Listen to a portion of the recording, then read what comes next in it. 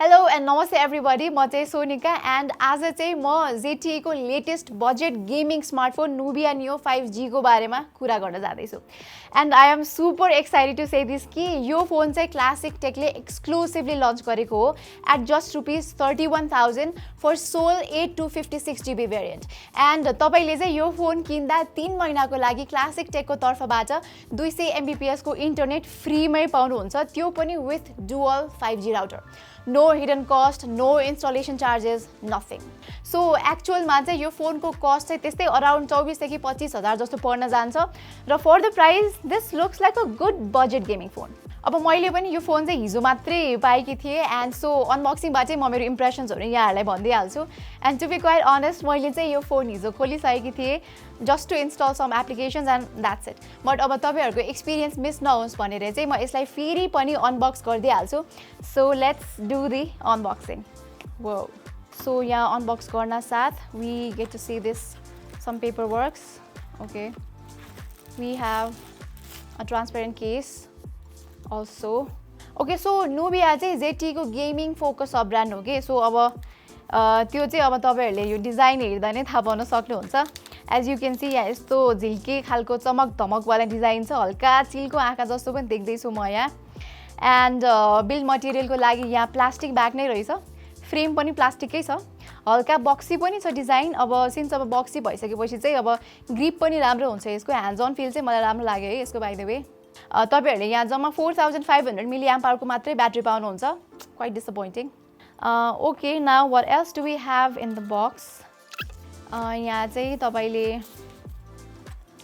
Charger देख्न सक्नुहुन्छ. Okay, and that's it. Next up is okay, SIM ejector, and we have wire, charging wire. That's it. Okay, अब I guess display पनि यहाँ average खालको मात्रै छ. Given the price 120 Hz को refresh rate छ, but अब IPS LCD panel मात्रै हो, जबकि अब त्यो similar price मा आउने Redmi Note 12 को पनि 120 Hz and AMOLED panel नै छ. अब यहाँ चाहिँ यसको यो teardrop notch रहेछ यहाँ. And तर अब LCD नै भए पनि कलर्स चाहिँ त्यस्तो नराम्रो लागेन मलाई. ठिकै छ, राम्रै छ, एकदमै स्मूथ छ, रिफ्रेश रेटले मजाले काम गरिरहेछ, केही पनि स्टटर भन्ने छैन. There is no lag, this and that. अब झट्ट हेर्दाखेरि यसको यो viewing angles पनि it's not that bad. ठिकठाकै क्वालिटी छ है. ओके, अब गेमिङ एक्सपिरियन्सलाई कम्प्लिमेन्ट गर्दै चाहिँ यो फोनले HDR10+ सपोर्ट गर्दो रहेछ. And then when it comes to white wine certification, यसले चाहिँ white wine L3 सर्टिफिकेसन मात्र दिइरहेको छ. एन्ड यसको मतलब चाहिँ नेटफ्लिक्सतिर हाई रेजोल्युसनमा स्ट्रिम गर्न चाहिँ मिल्दैन. त्यही पनि ओभरअल एक्सपिरियन्स चाहिँ यो फोनले ठिकै दिन्छ, त्यस्तो नराम्रो चाहिँ भन्न मिल्दैन. एन्ड फर द स्पिकर हामीले यहाँ सिंगल डाउन फायरिङ स्पिकर मात्रै पाउँछौँ है. नाउ अब पर्फर्मेन्सको लागि चाहिँ तपाईले यहाँ Unisoc को T820 चिपसेट पाउनुहुन्छ, जुन चाहिँ यो प्राइसको लागि गुड इनफ नै छ भन्छु म चाहिँ. अब अघि मैले भने जस्तै यहाँ 8GB RAM and 256GB storage आउँछ. बट अब तपाईले नुबियाको अफिसियल पेज चेक गर्नुभयो भने चाहिँ त्यहाँ 18GB भनेको रहेछ. बट अब त्यो एक्स्ट्रा 10GB चाहिँ भर्चुअल RAM हो, which is not that useful.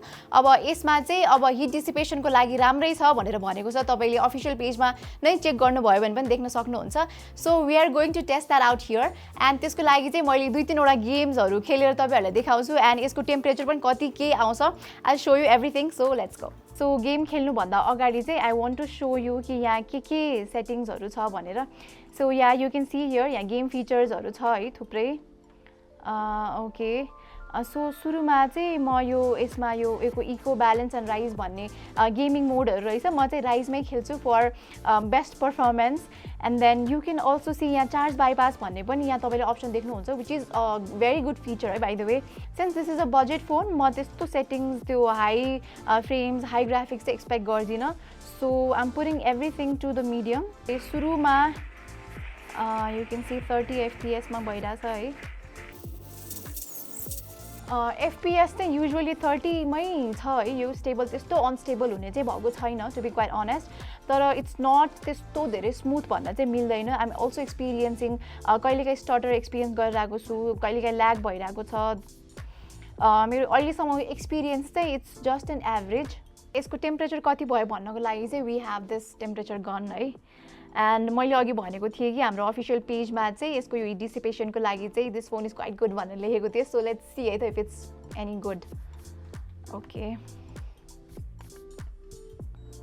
40.3 देखाइरहेको छ अगाडि पनि 40.6 नै देखाइरहेको छ I don't know if you can see तातो नै छ इभन हातमा पनि तातो नै फिल भइरहेको छ नट एक्सट्रिम तातो चाहिँ भन्न मिल्दैन आई थिङ्क यसको हिट डिसिपेसन चाहिँ इट्स वर्किङ एभरेज अब यो गेन्सन इम्प्याक्ट चाहिँ अलिकति हेभीवाला गेम भयो सो अब चाहिँ यो गेन्सन इम्प्याक्टलाई एक्जिट गरेर now I want to go for PUBG which is अलिकति लेस पावरफुल गेम हो so okay it's quite smoother than Genshin Impact है बाइ द वे एन्ड यहाँ हेर्न सक्नुहुन्छ यो त्यस्तो धेरै फ्लक्चुएट भइरहेको छैन इट्स क्वाइट स्टेबल मलाई चाहिँ स्मुथ नै लागिरहेछ राम्रै लागिरहेछ अहिलेसम्म चाहिँ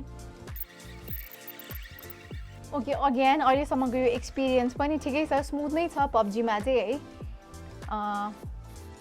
38-40 सम्म गइरहेको छ एफपिएस चाहिँ ओके 37 सम्म गइरहेको छ यसको टेम्परेचर चाहिँ एन्ड लेट मी सी फ्रन्टमा चाहिँ के छ फ्रन्टमा पनि त्यस्तै नै छ 37.5 नै गइरहेको छ फ्रन्ट एन्ड ब्याक बोथमा विच इज गुड त्यो हातमा पनि एकदम त्यो तातेको जस्तो फिल भएको छैन आम नट इभन युजिङ एनी के कभरहरू पनि केही युज गरेको छैन तर हातमा मेरो त्यस्तो तातो फिल भएको छैन अलिअलि त भइ नै हाल्छ सो इट्स फाइन सो मेरो कन्क्लुजन चाहिँ के आयो भने चाहिँ अलिकति त्यो हाई एन्डवाला गेम हुन्छ जस्तै गेन्सन इम्प्याक्ट त्यस्तोमा चाहिँ this is just an average performer तर त्योभन्दा अलिकति लो डिमान्डवाला गेम जस्तै पब्जी भयो त्यसमा चाहिँ इट्स क्वाइट स्मुथ नै छ यो मैले चाहिँ त्यस्तो केही कम्प्लेन छैन अब यो पब्जी खेलिसकेपछि चाहिँ आइएम एक्सपेक्टिङ कि कल अफ ड्युटी पनि त्यति नै स्मुथ नै होला भनेर so but now I'm going to test the camera okay क्यामेराको लागि चाहिँ यहाँ तपाईँहरूले डुअल क्यामेरा सेटअप पाउनुहुन्छ विथ 50 मेगापिक्सलको प्राइमेरी अनि 2 मेगापिक्सलको डेप्थ सेन्सर अनि अगाडि चाहिँ तपाईँहरूले 8 मेगापिक्सलको सेल्फी सुटर पनि पाउनुहुन्छ एन्ड अब यो हाम्रो यो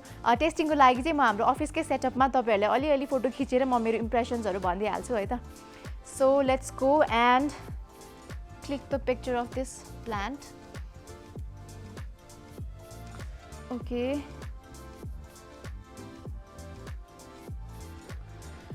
the picture looks decent नै है तर अब कस्तो भने it looks more on the natural side तर नेचुरल साइड हुँदै पनि यहाँ चाहिँ अलिकति कलरलेस एकदमै लाइफलेस पिक्चर आएको जस्तो लागिरहेको छ तर मलाई चाहिँ तर अब since it's a budget phone it's acceptable नै अब I will click a portrait of my friend है त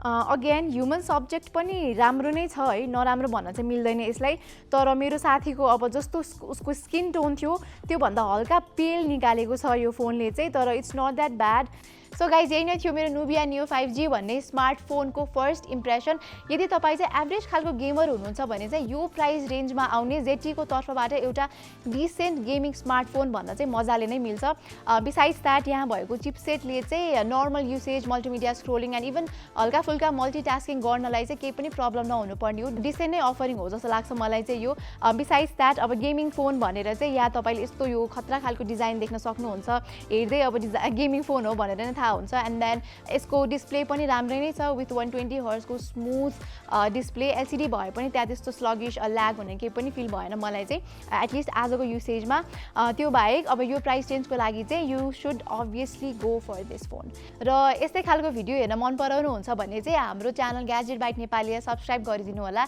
यति भन्दै मलाई बिदा दिनुहोस् bye bye thank you for watching and see you again